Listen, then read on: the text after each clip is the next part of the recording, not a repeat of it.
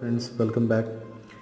1.1 से लेके 1.12 आपने पिछले 2 लेक्चर में देखा। Now in this lecture will continue from 1.13 to 1.18। ठीक है, सो फर्स्ट क्वेश्चन से आते हैं। This is 1.13। Write the resonance structure of SO3, NO2 and NO3 negative. ठीक है, तो फर्स्ट हम सल्फर के ट्राईऑक्साइड से स्ट्रक्चर को स्टार्ट करते हैं। फर्स्ट स्ट्रक्चर हमारा SO3 का रेजोनेटिंग स्ट्रक्चर क्या होगा। सो सल्फर के लास्ट सेल में सेंट्रल एटम सल्फर है, पेरिफेरल एटम ऑक्सीजन है। सल्फर के लास्ट सेल में हमारे टोटल कितने 6 इलेक्ट्रॉन्स होते हैं। ठीक है, 2 इलेक्ट्रॉन्स ये ऑक्सीजन के साथ बॉन्डेड, आपका डबल बॉन्डेड होगा, और जो आपके 2 इलेक्ट्रॉन हैं ये 4 इलेक्ट्रॉन ओवरऑल 2 कोऑर्डिनेट बॉन्ड बना के 2 ऑक्सीजन के साथ आपके अटैच्ड होते हैं।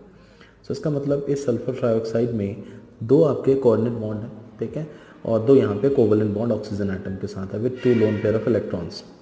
ठीक, तो इसका जब रेजोनेटिंग स्ट्रक्चर बनेगा तो इन जो 2 कोऑर्डिनेट बॉन्ड को है उनके रिलेटिव पोजीशंस को सिर्फ चेंज करते चले जाइए। You will get all the 3 resonating structure of sulphur trioxide. So पहला ये हो गया। दूसरा ये आप रिप्रेजेंट कर सकते हैं, डबल बॉन्ड को इधर रख दें 2 लोन पेयर इलेक्ट्रॉन के साथ। ठीक है, और एक कोऑर्डिनेट बॉन्ड यहाँ।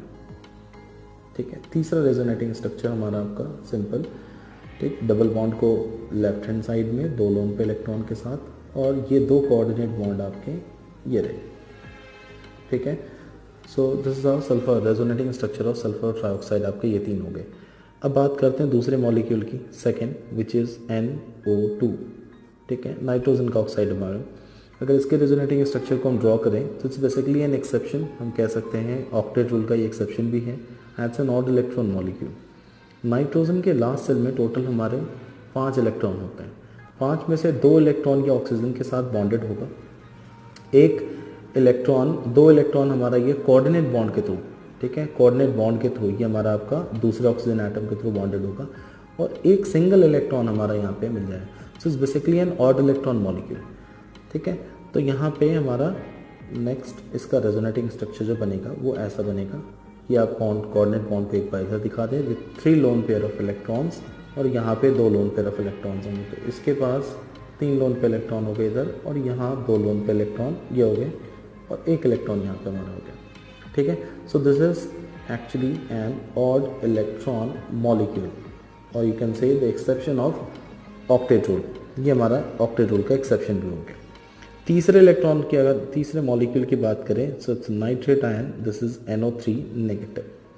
NO3 नेगेटिव में भी यहाँ पे हमारा कोऑर्डिनेट बॉन्ड प्रेजेंट होगा, और नाइट्रोजन, ठीक है, एक सिंगल बॉन्ड के थ्रू, एक डबल बॉन्ड के थ्रू ऑक्सीजन के साथ, और एक कोऑर्डिनेट बॉन्ड के थ्रू ऑक्सीजन के साथ जुड़ा हुआ। तो जिसके पास डबल बॉन्ड है उसके पास 2 लोन पे इलेक्ट्रॉन, जिसके पास सिंगल लोन बॉन्ड है यानी वहाँ 3 लोन पे इलेक्ट्रॉन, और ऑक्सीजन जहाँ कोऑर्डिनेट बॉन्ड है वहाँ भी 3 लोन पे इलेक्ट्रॉन्स।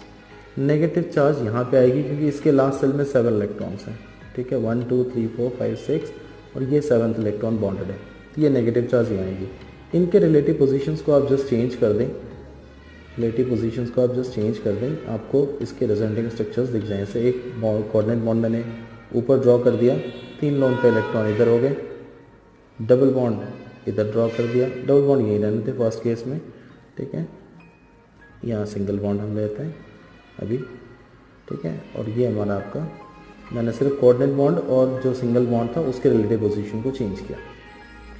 ठीक है, अब आपका तीसरा रेजोनेटिंग स्ट्रक्चर जो हमारा हो जाएगा, 1 लोन पे इलेक्ट्रॉन, 2 लोन पे इलेक्ट्रॉन्स यहाँ पे होंगे। ठीक है, so the third resonating structure is nitrogen. Coordinate bond को आप यहाँ पे रख दें। ठीक है, डबल बॉन्ड के पोजीशन को आप चेंज कर दें, यहाँ पे ले जाइए, डबल बॉन्ड यहाँ पे होगा 2 लोन पे इलेक्ट्रॉन के साथ, और यहाँ हमारा आपका सिंगल बॉन्डेड ऑक्सीजन को आप रहने देंगे। हेंस ये हमारा आपका रेजोनेटिंग स्ट्रक्चर हो गया। ठीक है, 3 लोन पे इलेक्ट्रॉन्स यहाँ हमारा, ये रेजोनेटिंग स्ट्रक्चर्स हो गया हमारा आपका नाइट्रेट आयन का। नेक्स्ट क्वेश्चन है, although both carbon dioxide and H2O are triatomic molecule, but the shape of H2O molecule is bent while that of CO2 is linear. Explain on the basis of dipole moment. Dipole moment के basis पे अगर आपको इसे explain करना है तो H2O, ठीक है, इसके पास 2 लोन पेयर हमारे इलेक्ट्रॉन्स होते हैं, ऑक्सीजन एटम, इसके पास 2 लोन पेयर इलेक्ट्रॉन्स होते हैं, जिसकी वजह से इसकी जो डाइपोल मोमेंट होती है वो हमारी आपकी ज़ीरो के इक्वल नहीं होती। कुछ एक dipole moment not equal to zero, it's actually 1.84, but value आप याद ना भी रखें तो चलेगा डायरेक्ट, ठीक है। और CO2 का मॉलिक्यूल हमारा बिल्कुल completely with no lone pair of electron, अगर कोई लोन पेयर इलेक्ट्रॉन होता तो उसका शेप भी बेंड या वी शेप कुछ हो सकता था, बट ऐसा नहीं है, ठीक है। इसमें हमारे आपके सारे बॉन्ड पेयर हैं, एक भी लोन पेयर नहीं है, तो इसका शेप हमारा बिल्कुल लीनियर होगा। और लीनियर होगा तो इसकी डाइपोल मोमेंट हमारी आपकी क्या होगी, दैट विल बी ज़ीरो। क्यों? बिकॉज डाइपोल मोमेंट हमारा आपका जो डायरेक्शन होता है वो मोर इलेक्ट्रोनेगेटिव एलिमेंट की तरफ हमारा, ठीक है। इस तरीके से क्रॉस्ड एरो से हम लोग रिप्रेजेंट करते हैं डाइपोल मोमेंट के डायरेक्शन को, and the direction is arrow is towards the more electronegative element. तो ऑक्सीजन और हाइड्रोजन के बीच में ज़्यादा इलेक्ट्रोनेगेटिव एलिमेंट ऑक्सीजन है, तो अपना डायरेक्शन दोनों की तरफ हाइड्रोजन से ऑक्सीजन की तरफ यहाँ पे शो की है। और यहाँ कार्बन और ऑक्सीजन में मोर इलेक्ट्रोनेगेटिव इज ऑक्सीजन, तो यहाँ हमारा आपका डाइपोल में होगा। तो dipole is a vector quantity, these two vectors will add on to give you the resultant in upward direction, and यहाँ पे जो दो हमारे आपके डाइपोल मोमेंट है, ये दोनों डाइपोल मोमेंट एक दूसरे को इक्वल मैग्नीट्यूड है, सेम ही मॉलिक्यूल, तो एक दूसरे को कैंसिल आउट करके that will give you the net dipole moment zero, ठीक है। तो जहाँ पे हम कहते हैं डाइपोल मोमेंट अगर हमारा आपका ज़ीरो होता है, then the molecule, if dipole moment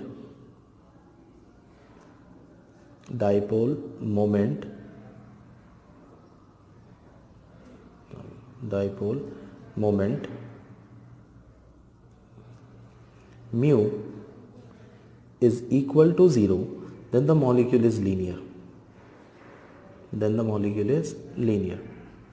ठीक है। Otherwise if the same dipole moment is not equal to 0, then is a, तब हमारा आपका नॉन पोलर हमारा मॉलिक्यूल होगा, इन that case that the shape will not be linear, non linear, I can से non linear,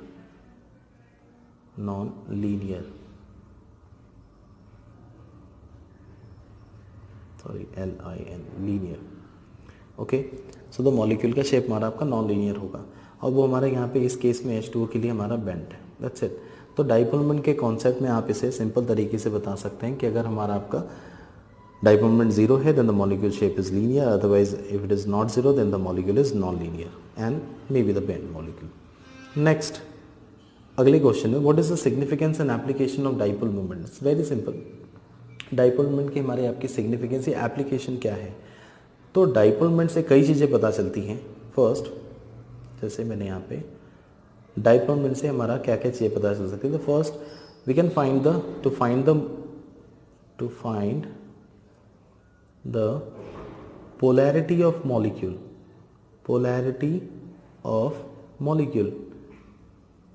आपको पता है polarity, molecule is said to be polar if there is a difference of electronegativity. अगर electronegativity का difference है तो हम उसे पोलर कहते हैं, ठीक है। अदरवाइज हमारा वो आपका नॉन पोलर होगा। या आप ऐसे भी कह सकते हैं, इन केस में अगर डाइपोल मोमेंट हमारा आपका जीरो है तब भी मैंने कहा कि हमारा आपका क्या है, डाइपोल मोमेंट अगर zero then it is non polar, and if it is not equal to zero, dipole moment zero नहीं है, तो वहां पे हम उसे पोलर कहेंगे फिर, ओके। फर्स्ट। दूसरा, second, to find the geometry. अभी आपने पीछे के एग्जांपल में ही देखा कि डाइपोल मोमेंट अगर जीरो थी तो आपने कहा हमारा पे हो सकता है ट्राई एटॉमिक मॉलिक्यूल के लिए if the dipole moment is zero, तो हो सकता है कि मॉलिक्यूल लीनियर है, ठीक है। जीरो है तो मॉलिक्यूल लीनियर है। अगर ट्राई एटॉमिक मॉलिक्यूल के लिए डाइपोल अगर मोमेंट हमारा जीरो नहीं है तो हमारा नॉन लीनियर मॉलिक्यूल होगा। To find the geometry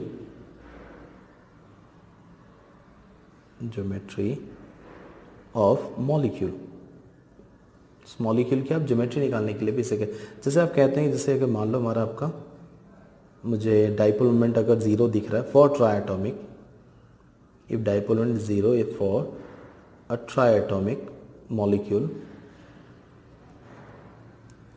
molecule like AB2, ठीक है, like AB2, then shape is linear,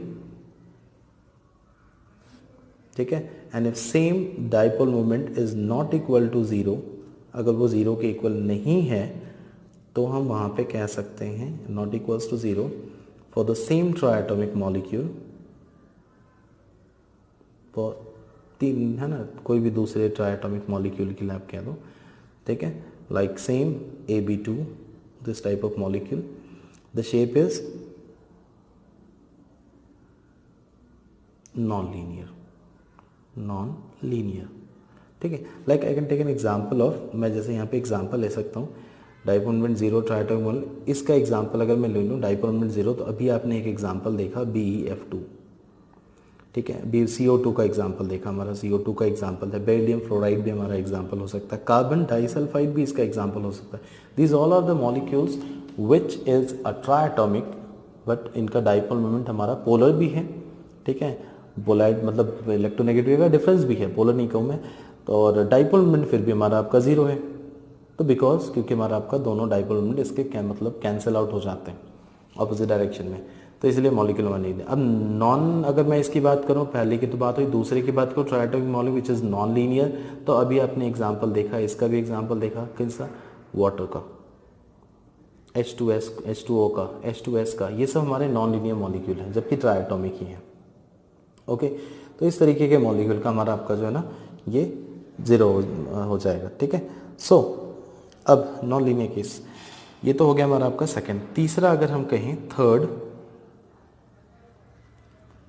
ठीक है, परसेंटेज आयनिक कैरेक्टर भी आप यहाँ से निकाल सकते हैं. तो to find the percentage ionic character, we can also find the percentage ionic character, आप ये भी निकाल सकते हैं. सो परसेंटेज आयनिक कैरेक्टर का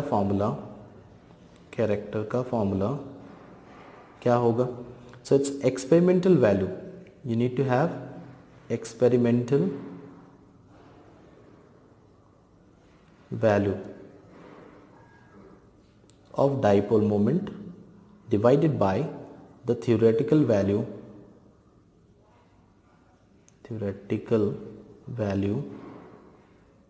of dipole moment into 100. ठीक है, तो आप कितने परसेंट आयनिक कैरेक्टर, पोलर मॉलिक्यूल है, आयनिक भी हो सकता है हमारा, तो उस केस में कितना परसेंटेज आयनिक कैरेक्टर उसके अंदर है, that you can find easily by using this relation. ठीक है, तो moving to the next question 1.67, define electronegativity, how does it differ from the electron gain enthalpy. तो मुझे अगर सिर्फ इलेक्ट्रोनेगेटिविटी, बहुत इंपॉर्टेंट क्वेश्चन है, दोनों में लोग कंफ्यूज करते हैं, बिकॉज दोनों की ही हमारी एक ही तरह के नेचर है, दोनों को इलेक्ट्रॉन गेन करने की टेंडेंसी हमारे पास होती है.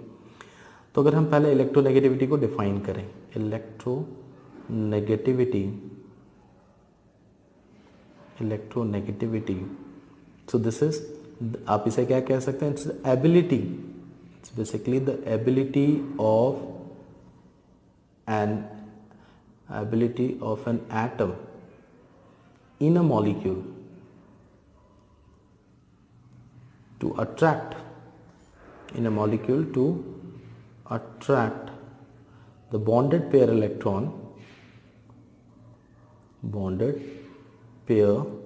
electron towards itself, अपनी तरफ अट्रैक्ट करने की टेंडेंसी. जैसे अगर मैं कहता हूँ A और B, ये हमारा आपका एक मॉलिक्यूल है, और B के बारे में मैंने कह दिया कि B is more electronegative than A, तो B के पास टेंडेंसी है कि ये बॉन्डेड पेयर को अपनी तरफ ज़्यादा अट्रैक्ट करके रखेगा, and due to this it attains a partial negative charge, और कार्बन ने पार्शियली लूज किया तो इसके ऊपर एक positive charge, partial positive charge. ठीक है, तो इसका मतलब यहाँ पे हम कह सकते हैं कि B is more electronegative than A. ठीक है, डिफरेंस की बात करते हैं, तो डिफरेंस के लिए एक कॉलम यहाँ पे मैं प्रिपेयर करूँगा. सो डिफरेंस हमारा आपका दोनों के बीच में क्या होगा, लेट्स सी.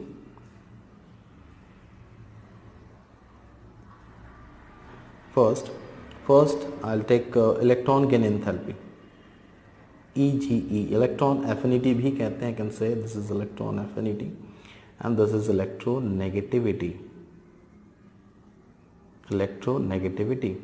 ठीक है, so first point is, तो सबसे पहला हम definition से start करना चाहेंगे electron gain enthalpy को. ठीक है, so it is basically the enthalpy change, energy change है ये. ठीक है, enthalpy change when a gaseous atom gains an electron. जब वो एक इलेक्ट्रॉन गेन करता है तो जो उसके पास है ना, एंथैल्पी चेंज उस रिएक्शन में दिखाई देगी। हो सकता है एंथैल्पी रिक्वायर्ड हो, जैसा कि नोबल गैसेस के केस में होता है, they do not require any extra electron in their outermost shell, so in that case energy is required to put an extra electron, ठीक है, वहाँ पे हमें ज़रूरत पड़ती है। तो इट मे बी पॉजिटिव और नेगेटिव दोनों ही हमारा हो सकता है। बट अगर मैं इलेक्ट्रोनेगेटिविटी की बात करूँ तो भी मैंने जैसे डिफिनेशन ऊपर लिखा, ये क्या है, आप ऐसे लिख सकते हैं, it's an ability to attract bonded pair electron towards, ठीक है, इटसेल्फ। एबिलिटी किसकी, एक मॉलिक्यूल की एबिलिटी है, ठीक है, it's an ability of a molecule, you can write of a molecule, एक molecule, sorry of an atom, of an atom, एक एटम, ठीक है, वो भी हमारा आपका बॉन्डेड एटम की ये एबिलिटी है कि वो एक बॉन्ड पे इलेक्ट्रॉन को अपनी तरफ कैसे अट्रैक्ट कर सकता है। The second difference is, it's very important. अब देखो इलेक्ट्रॉन गेन एंथैल्पी एक मेजर्ड वैल्यू है, तो आप कह सकते हैं कि it is a measurement, it is a measurement, ठीक है, इट इज़ अ मेजरमेंट। मगर ये हमारा क्या है, it is a property, it's a property, ये एक हमारा, ठीक है, प्रॉपर्टी है एटम का, ठीक। नेक्स्ट, अगर आप इसे मेजरमेंट करते हो तो इसकी मेजर करने के लिए कुछ यूनिट भी होंगी, तो I can say it is measured in kilojoule per mole, but it has no unit. जब आप इसे कह रहे हो कि ये जस्ट एक प्रॉपर्टी है तो इसकी कोई यूनिट नहीं है, ठीक है। हाँ, बट फिर इसे मेज़र करते हैं हम लोग अगर, तो पॉलिंग स्केल पे मेज़र किया जाता है, ठीक है। तो वो चीज़ें हैं पॉलिंग स्केल, ठीक है, मलिकन स्केल, हमारे इन सब स्केल पे उसे मेज़र किया जाता है, तो खैर हम इसकी यूनिट नहीं कहेंगे अभी। इलेक्ट्रॉन गेन एंथैल्पी हमारा एक तरीके से आप कह सकते हैं कि एक आइसोलेटेड एटम की ये प्रॉपर्टी है। आई can say this is the property of an isolated atom, an isolated atom, ये उस आइसोलेटेड एटम की प्रॉपर्टी है कि वो कितनी एनर्जी को लूज या गेन करेगा, ठीक है, जब उसके लास्ट सेल में एक इलेक्ट्रॉन एंटर करेगी। जबकि ये क्या है, आप इसे कह सकते हैं this is the property, electronegativity is the property of a bonded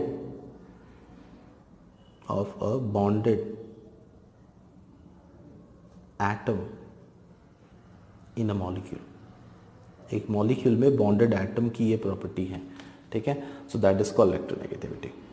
okay, ये हो गया हमारा 1.17। मूविंग टू द नेक्स्ट और last question of this lecture, explain with the help of suitable example the polar covalent bond. आपको कोई एक example लेना polar covalent bond, तो मैं पहले बता दूं पोलर क्या होते हैं, मॉलिक्यूल, ठीक है। पोलर हमारे आपके मॉलिक्यूल वो होते हैं जिनमें हम लोग कह सकते हैं the molecule in which there is a difference of electronegativity,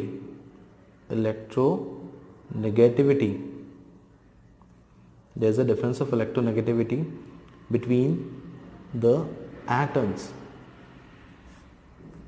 ठीक है, in the molecule there is a difference of electronegativity between the atoms in a molecule. For example, HF, hydrogen fluoride, is a molecule in which fluorine is more electronegative than hydrogen atom. तो यहाँ पे हमारा fluorine के पास ये tendency है कि वो अपनी तरफ लोन पेयर, मतलब इस बॉन्डेड पेयर ऑफ इलेक्ट्रॉन्स को अपनी तरफ पुल करके रखेगा, due to which it attains a partial negative charge on it, not a complete negative charge. If there is a complete transfer of electron, तब पूरी तरह से नेगेटिव चार्जेस आती है। अगर आपका पार्शियल अट्रैक्शन की बात हो रही है, बॉन्डेड पे इलेक्ट्रॉन्स को पार्शियली अपनी तरफ अट्रैक्ट करने की बात हो रही है, तो उस समय ये हमारा आपका पार्शियल नेगेटिव चार्ज अटेन करेगा। जबकि हाइड्रोजन के ऊपर यहाँ पे क्या आएगा, वो पार्शियली इलेक्ट्रॉन को लूज कर रहा है, तो इसके ऊपर पार्शियल पॉजिटिव चार्जेस आएंगी, ठीक है। तो ये हमारा पार्शियल पॉजिटिव और नेगेटिव चार्जेस की वजह से ये हमारा आपका एक डाइपोल बन गया और we can say this is a polar molecule, ठीक है।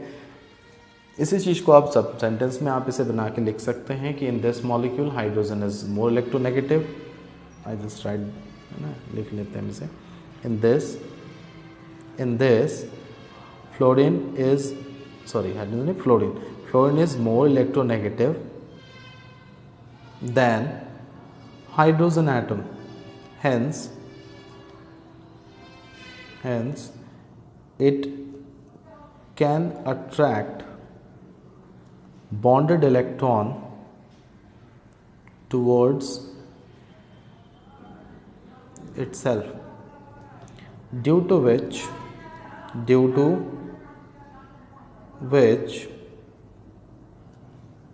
it attains partial negative charge and hydrogen attains a partial positive charge on it and hence it is a polar molecule. ठीक है, ये हमारा पोलर कोवलेंट बॉन्ड है, sharing के बाद बनी है, but still there is a polarity, there is a difference of electronegativity, there is a partial positive and negative charge on the different atoms जो हमारे इस मॉलिक्यूल में प्रेजेंट है, so hence the molecule is polar. Okay, so अभी के लिए इतना ही. Next अब हम अगले लेक्चर में 19 से 24 तक डिस्कस करेंगे. Till then thank you.